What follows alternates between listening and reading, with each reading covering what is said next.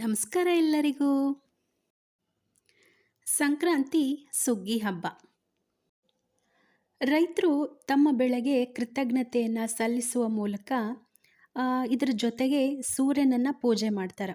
ಅದಲ್ಲದೆ ಹೊಲದೊಳಗೆ ತಮಗೆ ಬೆಳೆ ಬೆಳಿಲಿಕ್ಕೆ ಸಹಾಯ ಮಾಡಿದಂಥ ಜಾನುವಾರುಗಳಿಗೆ ಅಂದರೆ ಸ್ಪೆಷಲಿ ಎತ್ತುಗಳಿಗೂ ಅಲಂಕಾರ ಮಾಡ್ತಾರೆ, ಪೂಜೆಯನ್ನು ಮಾಡಿ ತಮ್ಮ ಕೃತಜ್ಞತೆಯನ್ನು ಸಲ್ಲಿಸುವಂಥ ದಿನ ಇದು. ದಕ್ಷಿಣಾಯನದಲ್ಲಿ ಸಾಮಾನ್ಯವಾಗಿ ಮಳೆಗಾಲ ಕೊರೆಯುವಂಥ ಚಳಿ ಇರ್ತದೆ. ಆದ್ರೆ ಈ ಉತ್ತರಾಯಣದೊಳಗೆ ವಸಂತ ಋತುವನ್ನು ಸ್ವಾಗತ ಮಾಡುವಂಥ ರೈತರು ಕಠಿಣ ಪರಿಶ್ರಮದ ನಂತರ ಉತ್ಪತ್ತಿಯಾಗುವಂಥ ಧಾನ್ಯಗಳನ್ನು ನಾವು ಈ ಉತ್ತರಾಯಣದೊಳಗೆ ನೋಡ್ಬೋದು. ಈ ಉತ್ತರಾಯಣವನ್ನು ಸಾಮಾನ್ಯವಾಗಿ ದೇವತೆಗಳನ್ನು ಪೂಜಿಸುವಂತಹ ಕಾಲ ಅಂತ ಕರೀತಾರೆ. ಉತ್ತರಾಯಣ ಬಹಳ ಪುಣ್ಯವಾದಂಥ ಕಾಲ. ಅದಕ್ಕೆ ಭೀಷ್ಮ ಪಿತಾಮಹರು ಉತ್ತರಾಯಣ ಬರೋವರೆಗೂ ಶರಶಯ್ಯ ಮೇಲೆ ಮಲ್ಕೊಂಡಿದ್ದು ಉತ್ತರಾಯಣ ಬಂದ ಮೇಲೆ ತಮ್ಮ ದೇಹವನ್ನು ತ್ಯಜಿಸ್ತಾರೆ. ಈ ಸಂಕ್ರಾಂತಿ ಹಬ್ಬವನ್ನು ಭಾರತದ ಬೇರೆ ಬೇರೆ ರಾಜ್ಯದೊಳಗೆ ವಿವಿಧ ರೀತಿಯಲ್ಲಿ ಆಚರಣೆಯನ್ನು ಮಾಡ್ತಾರೆ. ತಮಿಳ್ನಾಡಿನೊಳಗೆ ಸಂಕ್ರಾಂತಿಯನ್ನು ಪೊಂಗಲ್ ಅಂತ ಕರೀತಾರೆ. ಹೊಸ ಅಕ್ಕಿಯನ್ನು ಪಾತ್ರೆಯೊಳಗೆ ಹಾಕಿ ಒಲೆ ಮ್ಯಾಲಿಟ್ಟು ಅಕ್ಕಿ ಬೆಂದು ಪಾತ್ರೆ ಮೇಲಿಂದ ಉಕ್ಕಿ ಹರಿತಂದ್ರೆ ಅದೇ ಥರನ ವರ್ಷ ಪೂರ್ತಿ ಮನೆಯೊಳಗೆ ಸಂತೋಷ ಉಕ್ಕಿ ಹರಿತದಂತ ನಂಬಿಕೆ. ಹಳೆ ವಸ್ತುಗಳನ್ನು ಸುಟ್ಟು ಭೋಗಿ ಸಂಕ್ರಾಂತಿಯನ್ನು ಆಚರಿಸುವಂತಹ ಪದ್ಧತಿ ತೆಲಂಗಾಣ ಮತ್ತು ಆಂಧ್ರ ಪ್ರದೇಶದೊಳಗದ. ಇದರ ಹಿಂದಿನ ಉದ್ದೇಶ ಏನಂದ್ರೆ ಕಹಿ ನೆನಪುಗಳೆಲ್ಲ ಹೋಗಿ ಹೊಸ ಜೀವನ ಖುಷಿಯಿಂದ ಶುರು ಮಾಡೋಣ ಅಂತ ಹೇಳುವಂಥ ಸೂಚನೆ ಇದು. ಇನ್ನು ಮಹಾರಾಷ್ಟ್ರದೊಳಗೆ ಎಳ್ಳು ಬೆಲ್ಲ ಕೊಟ್ಟು ಮಳೆಯನ್ನು ಕೊಡುವಂತಹ ಇಂದ್ರನನ್ನು ಪೂಜೆ ಮಾಡಿ ಸಂಕ್ರಾಂತಿಯನ್ನು ಆಚರಿಸ್ತಾರೆ. ಗುಜರಾತ್ ಮತ್ತು ರಾಜಸ್ಥಾನದೊಳಗೆ ಗಾಳಿಪಟಗಳನ್ನು ಹಾರಿಸುವ ಮುಖಾಂತರ ಸಂಕ್ರಾಂತಿ ಹಬ್ಬವನ್ನು ಆಚರಿಸ್ತಾರೆ. ಈ ಹಬ್ಬವನ್ನು ಅಲ್ಲೇ ಉತ್ತರಾಯಣ ಅಂತ ಕರೀತಾರೆ. ಇನ್ನು ಉತ್ತರ ಪ್ರದೇಶದೊಳಗೆ ಕಿಚಡಿ ಅಂತ ಕರೀತಾರೆ. ಎಳ್ಳಿನ ಉಂಡಿ ಕಿಚಡಿ ಮಾಡಿ ಸಂಕ್ರಾಂತಿಯನ್ನು ಮಾಡ್ತಾರೆ.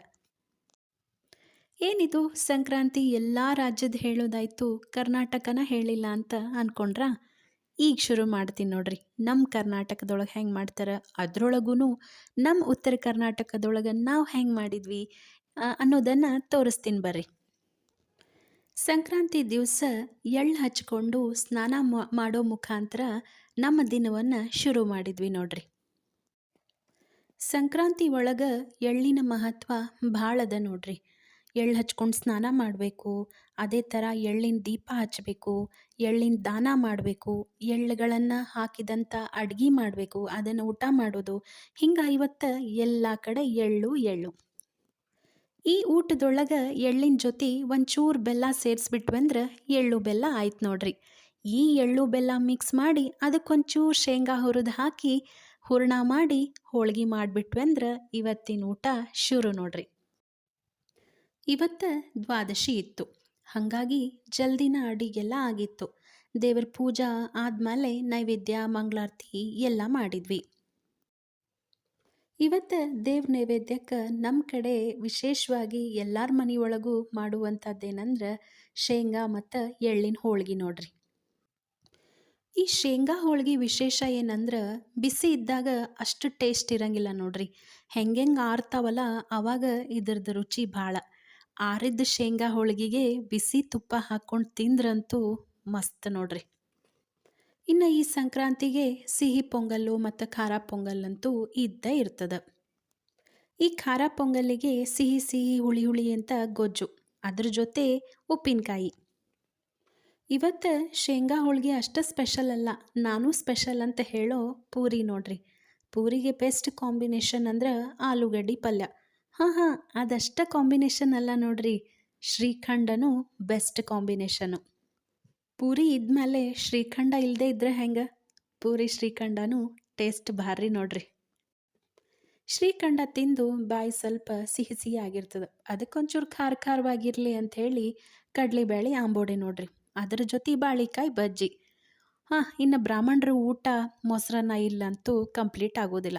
ಕೊನೆಗೆ ಒಂದಿಷ್ಟು ಮೊಸರನ್ನ. ಇಷ್ಟೆಲ್ಲ ಊಟ ಮಾಡಿದ ಮೇಲೆ ಇನ್ನೇನು ಆರಾಮ್ ರೆಸ್ಟ್ ತೊಗೋಬೇಕಂತ ಮಾಡಿದ್ವಿ. ಆದ್ರೆ ಅದು ಆಗಂಗಿಲ್ಲ ನೋಡ್ರಿ. ಯಾಕಂದ್ರೆ ಇವತ್ತು ಸಂಜೆ ಮುಂದೆ ನಮ್ಮ ಮನೆ ಒಳಗೆ ನಮ್ಮ ಶಾಂಭವಿದು ಹಣ್ಣು ಎರಿಯೋದಿತ್ತು. ಹಾಗಾಗಿ ಊಟ ಎಲ್ಲ ಆದಮೇಲೆ ಅದಕ್ಕೆ ಪ್ರಿಪ್ರೇಷನ್ ಶುರು ಆಯ್ತು ನೋಡ್ರಿ. ನಮ್ಮ ಉತ್ತರ ಕರ್ನಾಟಕದೊಳಗೆ ಸಂಕ್ರಾಂತಿ ದಿವಸ ಸಂಜೆ ಮುಂದೆ 5 ವರ್ಷದೊಳಗಿನ ಮಕ್ಕಳಿಗೆ ನಾವು ಕರಿ ಎರಿತೀವಿ. ಅಂದ್ರೆ ಹಣ್ಣು ಎರಿತೀವಿ. ಮೊದಲೇ ವರ್ಷ ಹಣ್ಣು ಎರೆಯೋದನ್ನು ರಥಸಪ್ತಮಿ ದಿವಸ ಎರಿತೀವಿ. ಆಮೇಲೆ 2ನೇ ವರ್ಷದಿಂದ ಹಿಡ್ಕೊಂಡು 5ನೇ ವರ್ಷದ ತನಕ ಸಂಕ್ರಾಂತಿ ದಿವಸ ಹಣ್ಣು ಎರಿತೀವಿ. ಹಣ್ಣು ಎರಿಬೇಕಾದ್ರೆ ಮಕ್ಕಳಿಗೆ ಸ್ಪೆಷಲ್ ಆಗಿ ಕಪ್ಪು ಬಣ್ಣದ ಬಟ್ಟೆನ ಹಾಕುವಂಥ ಸಂಪ್ರದಾಯ.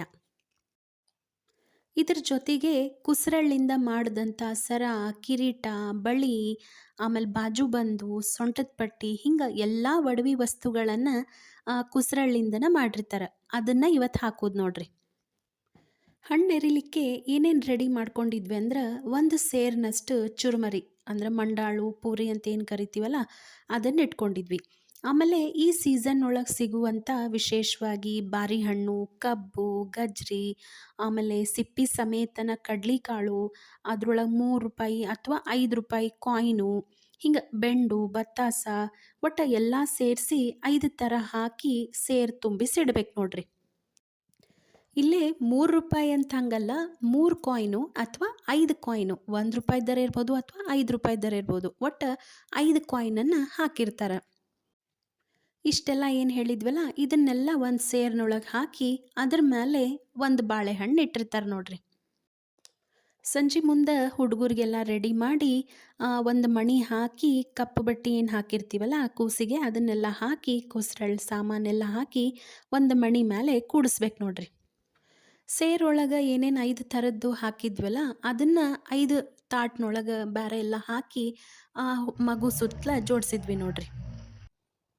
ನಮ್ಮ ಶಾಂಭವಿನ ಹಿಡಿದು ಕೂಡ್ಸೋದ್ರಾಗ ಸಾಕಾಗಿ ಹೋತು ನೋಡ್ರಿ. ನಾವು ಕೂಡ್ಸೋದು ಆಕಿ ಎದ್ದು ಓಡೋಗೋದು, ನಾವು ಕೂಡ್ಸೋದು ಆಕಿ ಹೋಗೋದು, ಹಿಂಗಾಗಿ ಕೊನೆಗೆ ಹೆಂಗೋ ಮಾಡಿ ಕೂತ್ಲು ನೋಡ್ರಿ.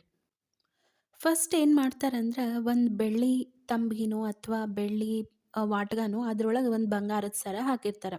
ಅದನ್ನು ದೇವ್ರ ಮುಂದಿಟ್ಟು ಪ್ರಾರ್ಥನೆ ಮಾಡಿ ಅದ್ರೊಳಗೆ ಒಂಚೂರು ಮಂತ್ರಾಕ್ಷತೆ ಹಾಕಿ ಫಸ್ಟ್ ಕೂಸಿನ ತಲೆ ಮೇಲೆ ಹಾಕ್ಬೇಕು ನೋಡ್ರಿ. ಅಂದ್ರೆ ಬಂಗಾರದಿಂದ ಫಸ್ಟ್ ದೃಷ್ಟಿ ತೆಗ್ದಂಗೆ. ಅದು ಆದಮೇಲೆ ಸೇರೇನು ರೆಡಿ ಮಾಡಿಟ್ಟಿರ್ತೀವಲ್ಲ ಅದನ್ನು ತಲೆ ಮೇಲೆ ಹಾಕ್ಬೇಕು ನೋಡ್ರಿ ನಿಧಾನವಾಗಿ. ಇದಕ್ಕೆ ನಾವು ಹಣ್ಣು ಎರೆಯೋದಂತ ಕರೆಯೋದು. ಇದಾದಮೇಲೆ ಆರತಿ ಮಾಡ್ಬೇಕು ನೋಡ್ರಿ. ಆರತಿ ತಟ್ಟಿ ಎಲ್ಲ ರೆಡಿ ಮಾಡಿಟ್ಟಿದ್ವಿ. ಫಸ್ಟ್ ದೇವ್ರಿಗೆ ಆರತಿ ಮಾಡಿ ಆಮೇಲೆ ನಮ್ಮ ಶಾಂಭವಿಗೆ ಆರತಿ ಮಾಡಿದ್ವಿ.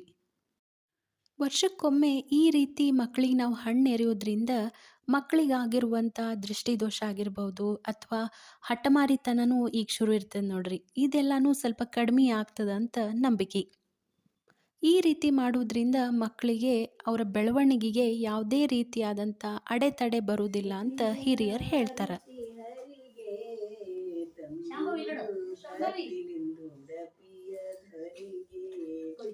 ಕಡಗದಿಂದಲಿ ಗಡ ತಂದು ಕೃಷ್ಣ ಒಡೆದ ಗೋಪಿಯ ಚಂದಳದಿ ಗುರು ಮಧ್ವರಾಯಲಿ ಕೊಲಿದನೆಂದು ಎಂದು ಕಡಗೋಲಾತ ಬಿಡಿದು ನಿಂದ ಕಡುಬಾಲ ತುಳಸಿಯ ಕೃಷ್ಣಗೆ ಎತ್ತಿದಳಾರುತಿ ಹರಿಗೆ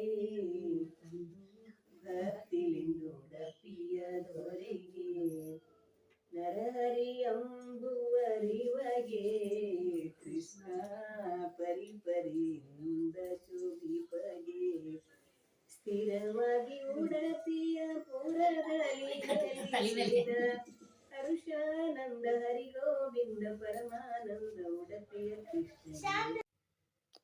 ಈ ಹಣ್ಣು ಎರಿಲಿಕ್ಕೆ ಹುಡುಗರೆಲ್ಲ ಇರ್ಬೇಕು ನೋಡ್ರಿ. ಆದರೆ ಈ ವರ್ಷ ನಮ್ಗೆ ಯಾವ ಹುಡುಗರು ಸಿಗಲಿಲ್ಲ.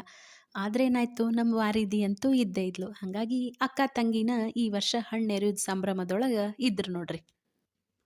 ಅದೆಲ್ಲ ಆದಮೇಲೆ ಎಲ್ಲರೂ ಒಬ್ರಿಗೊಬ್ರು ಎಳ್ಳು ಬೆಲ್ಲ ಕೊಟ್ಟು ಒಳ್ಳೆಯವರಾಗಿರೋಣ, ಒಳ್ಳೆ ಮಾತಾಡೋಣ ಅಂಥೇಳಿ ಒಬ್ರಿಗೊಬ್ರು ಕೊಟ್ಟು ನಮಸ್ಕಾರ ಮಾಡಿ ಆಶೀರ್ವಾದ ತಗೊಂಡ್ವಿ ನೋಡ್ರಿ. ಹೆಂಗೆ ಅನಿಸ್ತು ಇವತ್ತಿನ ಈ ವಿಡಿಯೋ? ನಿಮಗಿಷ್ಟ ಆಗಿತ್ತಂದ್ರೆ ಲೈಕ್ ಮಾಡಿರಿ. ಹಂಗೆ ನಿಮ್ಮ ಫ್ರೆಂಡ್ಸ್ ಆ್ಯಂಡ್ ಫ್ಯಾಮಿಲಿ ಮೆಂಬರ್ಸಿಗೂ ಈ ವಿಡಿಯೋ ಶೇರ್ ಮಾಡಿರಿ. ಆಮೇಲೆ ಮುಖ್ಯವಾಗಿ ನಮ್ಮ ಚಾನಲ್ನ ಸಬ್ಸ್ಕ್ರೈಬ್ ಮಾಡಿಕೊಂಡು ನೋಡಿರಿ. ಮತ್ತು ಮುಂದಿನ ವಿಡಿಯೋದೊಳಗೆ ಮತ್ತೆ ಸಿಗ್ತೀನಿ. ಅಲ್ಲಿವರೆಗೂ ಥ್ಯಾಂಕ್ ಯು.